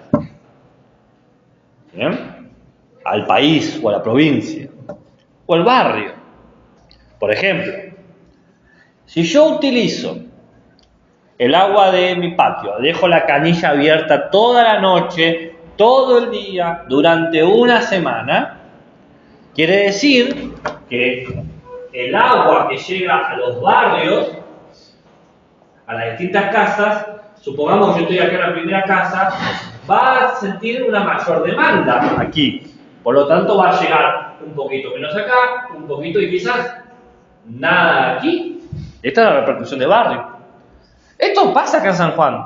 Yo he visto que los vecinos se ponen bombas para succionar más agua, lo que hace que el otro no tenga agua. Y entonces se genera una lucha estúpida, extractivista, de quién tiene la bomba más grande, que es como una lucha de hombres, porque solamente un varón, un hombre puede pensar, gana que tiene la bomba más grande, porque ese tipo de competencia es de quién se lo mide, es una competencia de medición. Pasa, profe, porque hay casas con piletas y ¿sí? nosotros somos los últimos y siempre... Claro, sí, pero a todos, a mis suegros también, y conozco un montonazo de gente, a mí me pasa, pero se vuelve ese tipo de lógica competitiva, donde se cree que el agua es infinita. Entonces, que yo me tenga mayor presión del agua, no va a dejarte sin agua a vos. O si te deja sin agua, en una sola palabra, cagate, problema tuyo. ¿No? Entonces, esto no es comprender la corresponsabilidad del cuidado del agua. Entonces nosotros tenemos que empezar a fomentar esa idea del respeto sobre el agua, de que las acciones de uno repercuten en todos. ¿No les gusta el agua? ¿Qué pasa si yo talo un bosque? Si yo talo un árbol. O más sencillo, algo más a nivel de infantes. ¿Qué pasa si arranco la rama de un árbol? Más allá del daño que le hago al árbol, quizás había especies viviendo en esa precisa rama. Una araña quizás hizo su telaraña. Un hormiguero quizás hizo la entrada de su hormiguero. ¿Se entiende? Un ave quizás hizo su nido. Entonces, es necesario hacer algo que se entienda la dimensión de las consecuencias. En el cuidado del agua, haciendo hincapié en el agua como recurso limitado. Tenemos que entender que el agua es para todos, no es solamente para mi familia. Ese es el contenido. Ya voy a dar un ejemplo de cómo darlo. ¿Se entendió? Sencillo. ¿Vieron cómo yo traje los famosos problemas del ambiente, conceptos muy complicados, y de repente bajé a algo que se convierte o es cercano a algo más intuitivo, una noción que puede ser hasta experimentable? Que podemos jugar hasta con botellas con agua. Que no es algo que tenga que ser el concepto. Vamos al otro punto. La calidad del aire. Este contenido, si son astutes, pueden conectarlo con la educación vial, porque uno de los mayores elementos que contaminan el aire son los automóviles. Entonces ya tenemos ahí algo que puede unificarse. Y contribuimos a la idea de lo integral. Pero bueno, eso se la dejo como tirando. Entonces, hay que entender que el aire puede ser contaminado y que su contaminación nos puede enfermar. Y tenemos que identificar qué acciones hacemos nosotros que contribuyen a esa contaminación. Podemos pasar por lo básico, que es quemar leña, que mucha gente necesita quemar leña para calefaccionar, también contribuye a la contaminación. Entonces hay que pensar qué formas alternativas se pueden utilizar o qué elementos que aprovechen la energía calórica para quemar menos y garantizar el calor, no hacer el gasto innecesario. También se puede hablar de la decisión de andar caminando en bicicleta antes de andar en auto o en taxi por todos lados, o en Uber, como es ahora. Y también pensar el gasto de los electrodomésticos, porque hay ciertos electrodomésticos que su consumo contamina el aire. Para que puedan funcionar necesitan fábricas, y esas fábricas generan polución. Entonces, esto lo vamos a ver ahora sobre el cuidado de la energía. Entonces, por ejemplo, acá con el tema de la cantidad de aire, por ejemplo, en la zona que yo estoy haciendo ahora las prácticas, están los hornos de barro donde se hacen los ladrillos. Y la mayoría de los chicos que viven ahí, mi hermana también vive cerca, y es fuertísimo el olor ese. Claro. Ellos ya saben que a partir de las 7 a 8 de la tarde, por ejemplo, mi hermana que vive enfrente ya se tiene que meter adentro porque el mismo olor es tan tóxico Claro. que empieza a doler la cabeza. Bueno, eso sí, es una contaminación total. Sí, eso contamina el aire. Y eso supone que la fábrica no está siguiendo los protocolos que tiene que seguir. Claro, porque los hornos de ladrillos son los que hacen los bolivianos. Son familias que se dedican. ¿Estás segura de esa declaración? No, bueno, sí, porque. Quizás hay una gran población que proviene de Bolivia, pero quizás viene de Salta o de Jujuy. No, bueno, sí, los conozco porque hay vecinos y sé que son. No digo que no haya bolivianos en Argentina, simplemente digo que sea estrictamente ellos. Bueno, sí, bueno, y ellos son los que hacen ladrillo, todo lo que es la parte de Santa Lucía, son familias bolivianas que se dedican. Seguramente muchas de esas familias son bolivianas, sí. No creo que sean todas. Sí, la mayoría. Cuidado con esa afirmación porque puede caer un acto discriminatorio. Bueno, porque no lo sabe. ¿Usted conoce a todos y cada uno que trabaja en esa fábrica? No conozco a casi todos, pero a la mayoría sí, porque yo soy madrina de chicos que hacen ladrillos. ¿Está bien? Claro, yo por eso digo que... O sea, permanente estamos porque mi marido vendía ladrillos. Está bien. Entonces, conozco más o menos todo lo que es Santa Lucía y San Martín, conozco a las familias. A muchos. A muchos. ¿Está muy bien? Y la mayoría son problemas. ¿Ok? Está. Perfecto. Fuera del tema de dónde proviene la gente, que la gente proviene del mundo, sí podemos decir que están violando los protocolos y que estaría bueno educarse para poder exigir que se respeten los derechos. Yo el ejemplo que conozco es la empresa de Estrella, acá, la que hace papa frita, que hace maní, chisito, y el olor es totalmente invasivo, ¿no? ¿No? ¿No nunca lo han leído? ¿No son de la zona o no conocen eso? La fábrica esa. ¿Dónde está? No. Es de acá de San Juan.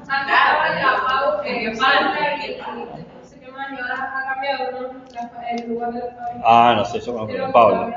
Quizás se mudó, no sé. Porque antes estaba en Paula y. ¿Cómo se llama? Paula. No, está pasando en Palomar, estaba la fábrica. Claro. Por la Paula. No me acuerdo la calle que justo está en la esquina de la fábrica. Como por una fábrica grande. Sí. Vos, 2 cuadras antes de llegar, olías la fábrica. Sí. Bien. Se la nombraron. Se la han nombrado, ¿dónde está? Ahí donde dice eso. Digo, porque como mirá, digo, bueno, está dudando del lugar. No, si se mudó no sé. Yo la vi una vez nomás en mi vida. Y por eso era un ejemplo que yo tenía presente, porque yo la olí. Yo tengo una amiga que vive enfrente en el barrio Güemes, que está enfrente de la fábrica Scott, y bueno, también tiene la misma problemática. Claro, estas fábricas tan grandes generan esos problemas. Scott, la de la otra. Bueno, después está la idea de la conservación de la biodiversidad, que es el reconocimiento de cómo el entorno está hecho no está hecho, el entorno contiene a muchos seres vivos y no solamente a uno. Acá es prestar atención a los seres vivos diferentes, ¿no? Que tiene que ver desde las plantas hasta los animales, los insectos, los hongos, los arácnidos, etc., ¿no? Entonces acá hay que buscar otro tipo de vínculo, que es un vínculo de cómo valorizar la vida de los otros, los animales no humanos, los seres no humanos. Que a esto lo podemos conectar con qué otro contenido que nosotros vimos.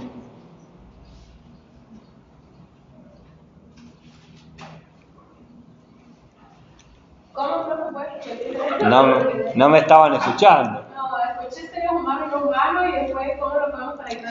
El problema de la biodiversidad tiene que ver con reconocer que uno no vive solo con humanos en cualquier lugar. Las éticas. ¿Qué ética?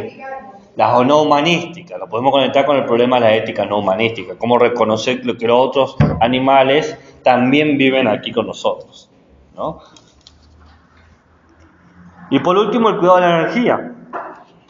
Es necesario promover un uso eficiente de la energía porque malversamos la energía. Dejamos las luces prendidas, aparatos enchufados las 24 horas. Sí, es verdad, hay ciertos electrodomésticos que no pueden estar desenchufados. La heladera es el ejemplo clásico. Pero el aire acondicionado no tiene que estar siempre enchufado, por ejemplo. Claro. Pero no, porque uno también a veces deja los televisores, o los cargadores, o las zapatillas, los lavarropas, los secarropas. Uno tiene muchas cosas conectadas mucho tiempo y no se toma el trabajo de desconectarlas o reconectarlas, y eso supone un consumo mínimo pero constante de energía que se replica por cada hogar. Y me vino más barato la Bueno. Mi papá dice que al termotanque no hay que desenchufarlo porque gasta mucha energía. Mi papá dice lo mismo, pero yo he notado muchísimo la diferencia de consumo entre tener enchufado y enchufarlo la vez que lo he enchufado. Pasa que no es lo mismo el concepto de electrodoméstico que se tenía hace 10, 15, 20 años que el concepto de electrodoméstico que se tiene ahora y el tipo de electrodomésticos que se consiguen ahora. Es muy probable que muchos de nuestros padres hayan aprendido a usar electrodomésticos que no tenían la lógica de la sustentabilidad. Ahora sí existen, es más, están catalogados con A, etcétera, creo que hasta la D. Ahí tenemos la tablita, por ejemplo, el aire acondicionado, hasta la G, A, B, C, D, F, G, que es el gasto energético que supone estar siempre conectado. Justamente si vos lo tenés en 24 no hace consumo excesivo. Mi papá dice que eso es una mentira. Está bien. Por ejemplo, de los lavarropas te sale. Si lo pones en agua caliente, como que va a gastar menos, pero dice que gasta más en agua. O sea que no es que un gasto de tiempo, sino te quita por un lado, pero te va a perder. Ok. Es necesario. Ayer que aire acondicionado. No voy a discutir con su padre, pero sí voy a señalar que hay malos usos generalizados y acostumbrados en todos los hogares. Y que eso genera un uso irresponsable de toda la energía. Entonces, tenemos que enseñar ciertas formas de de colaborar en el cuidado de la energía. Por ejemplo, ya dije lo de las luces de la energía, pero también podemos pensar, no sé cómo la vida de cada uno y cómo será la vida de los estudiantes, pero uno de los ejemplos que se te dice, por ejemplo, es establecer un día de lavado de ropa, en vez de lavar microtandas. Yo sí lo hago, por ejemplo. Es otra forma de el agua y de cuidar la energía. Claro. Mi mamá me dice que no, dice, estás loca. Mi mamá ya se asoció a algo y ya lo mete en la ropa. Bueno. Yo no, yo junto una taza de ropa y la Está bien. La otra es, eso parece medio obvio, pero está bueno decirlo, que es aumentar el consumo de la comida casera en vez de ir a comida preparada o comida con delivery. Eso claramente afecta un poco a la economía de la comida comercial, pero fortalece la biodiversidad y el cuidado de la energía. Bueno, ¿se entendieron más o menos los contenidos? Les quiero dar unos ejemplos. Vamos a hacer así, les voy a dar ejemplo de cada uno de los contenidos en par, es decir, cuidado del agua para maternal e infantil, cuidado del aire y así para de a pares, ¿bien? Para jardín maternal, el cuidado del agua puede ser, por ejemplo, entrar en contacto con agua limpia y agua sucia, que toquen el agua o que la vean y que la distingan, agua limpia, agua sucia, agua limpia, agua sucia, ¿no? Eso ya supone distinguir una cierta calidad del agua. A nivel infantil podemos mostrar emociones en base a la abundancia o escasez de agua, es decir, cómo se sentirían si no tuviesen algo para beber, ¿no? Si tuviesen sed. También quizás esto haciendo vínculo ética y ciudadanía, educación ambiental y ciencias naturales, los nombres y formas de las masas de agua, ¿no? ¿Qué pasaría a un pueblo si no tuviese un río? ¿No? ¿Se entiende? Esos son dos ejemplos de agua. ¿Qué? No, de Río San Juan, Río San Juan. Claro.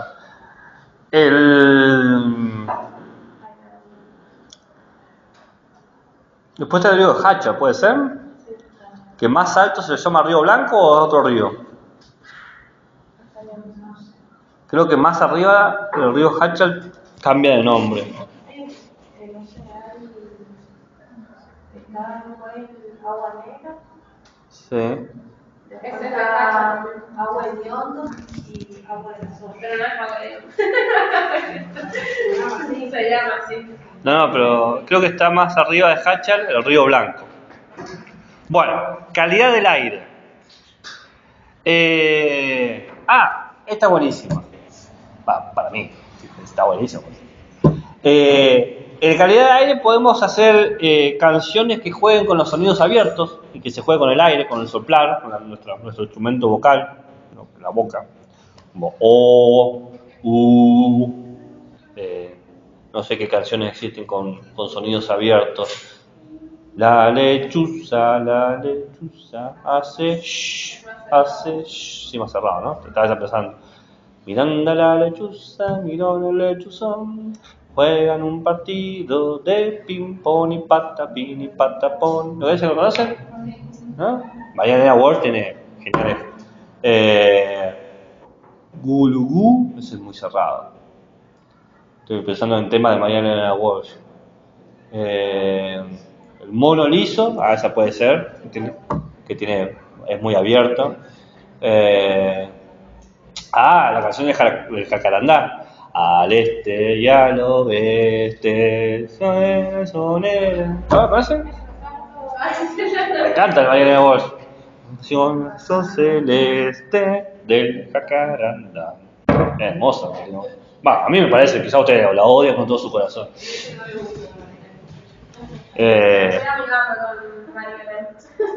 Tiene linda poesía. Si no les gusta cantar, con un instrumento de viento.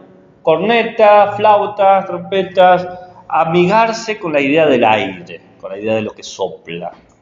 los patagónicos estamos muy amigos con eso, pero acá en San Juan hay una mirada negativa con el aire. No nos gusta el viento. No le gusta el viento y creen que el viento es sinónimo de sonda, tienen miradas negativas, y eso es un error. Después, en infantil podemos hacer algo más lúdico, que es jugar al juego donde hay poco aire.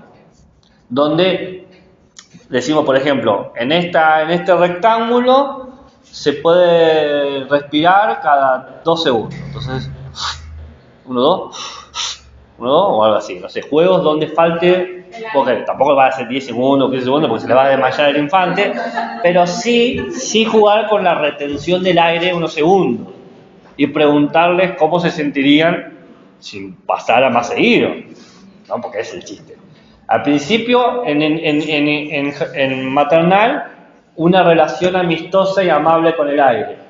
En infantil empezamos a notar cuál sería el problema de la escasez del aire, ¿se entiende? Por eso, la biodiversidad.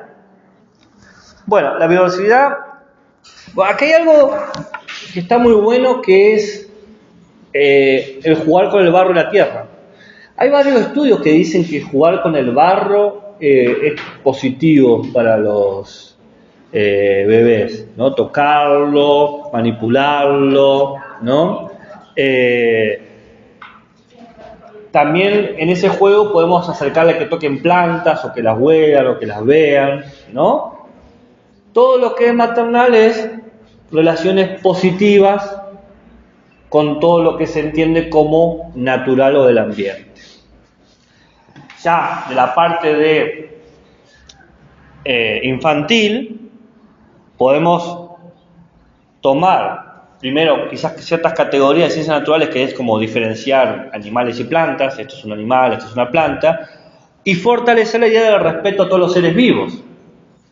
Así como vos podés llorar si te golpea, un perro puede llorar, y una planta también puede sentir dolor. Nosotros no vemos, pero si vos arrancás, dolor no como el concepto que tenemos nosotros de dolor, por supuesto, pero se sabe que si, por ejemplo, vos dañás una planta en un bosque, un árbol, se genera una señal a los otros árboles diciéndole que hay algo que está generando daño. ¿Y qué hacen los árboles? Empiezan a segregar ciertas enzimas, ciertos elementos, ciertos químicos para protegerse, como por ejemplo más savia, y que sea más difícil, por ejemplo, quemarse o talarse o lo que sea, ¿no? Hay una vinculación de la biomasa que trabaja en conjunto. Y eso funciona también en una sola planta. Si en una plantita le sacás una hoja, toda esa rama le avisa a todo el árbol, a toda la planta, de que hay algo que está generando eso. Entonces hay una respuesta ante el daño. Claramente no hay un concepto de dolor, pero sí una respuesta al daño y un intento de evitarlo o disminuirlo. ¿Se entiende? Entonces uno puede enseñar que todo puede sufrir, que todo puede ser dañado y que todo tiene que ser respetado. No lo digo que lo conviertan en hippies, simplemente estoy diciendo que se reconozca que hay que respetar la diversidad de las vidas. Bien. Y por último, en maternal dije lo de jugar con el barro y con la tierra, con las plantas, ¿no? A través de lo táctil, a través de lo sensitivo, reforzar el vínculo emocional positivo ante esto, para luego dar algunas nociones en infantil que permita darle nombre o categorizar esta relación positiva que hemos construido. ¿Se entiende? Buenísimo. Y por último, la energía. Bueno, los juegos que podemos hacer con maternal es el juego de las luces y las sombras. ¿Lo conocen? Quizás lo conocen de otra manera, que es otra variante, que es donde uno se tapa la cara y muestra la cara, o le tapa la cara al bebé y le muestra.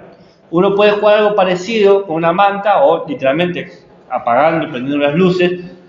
Siempre apagar no es oscuridad total, bien, sino hay que dejar una luz tenue y con ciertas sombras, pero no temerle, no sentirle miedo a la oscuridad o sentirle como un lugar negativo. El juego de las luces y las sombras nos permite a nosotros hacer de vuelta esto, fortificar lazos positivos con la energía, con la luz y la oscuridad, que son como las dos caras lo mismo. Y a partir de inicial,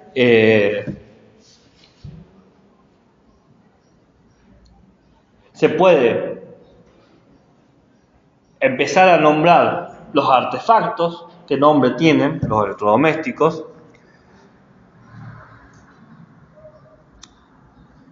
Es infantil, no inicial. ¿Y por qué no me corrige? Para nosotros ya está, ¿me entendés? Está bien, bueno, pero pasa que en mi cabeza hizo un cortocircuito. Yo estaba diciendo, pero, ¿qué estabas explicando? Infantil, porque todo es inicial. Estamos hablando de mato, ¿no? Infantil, bueno. En infantil,